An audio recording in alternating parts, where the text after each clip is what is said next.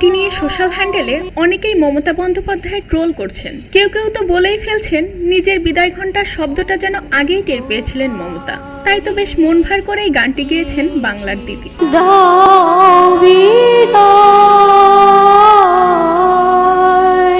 ভোটের হিসেব বলছে ভারতের পশ্চিমবঙ্গে মমতা বন্দ্যোপাধ্যায় সরকারের বিদায় নেবার যেন সময় হয়েছে। পশ্চিমবঙ্গে প্রথমবারের মতো বিজেপির সরকার গঠনের সম্ভাবনা দেখা যাচ্ছে।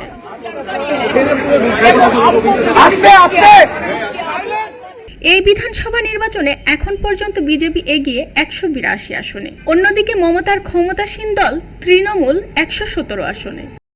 294 আসনের এই বিধানসভায় সরকার গঠনের জন্য কোনো দলের প্রয়োজন 148 আসনের জয়। রবীন্দ্র সনদে আয়োজিত নজরুল স্মরণ অনুষ্ঠানে মুখ্যমন্ত্রী মমতা ইন্দ্রনীল সেনের সাথে গলা মিলিয়ে এই করুণ ও বিখ্যাত নজরুল গীতিটি পরিবেশন করেন। এই গানে বিদায় বেলার কাতরতা ফুটে ওঠে মমতার কণ্ঠে। তাহলে কি মমতা আগে থেকেই জানতেন তার বিদায় হচ্ছে বিজেপির হাতে?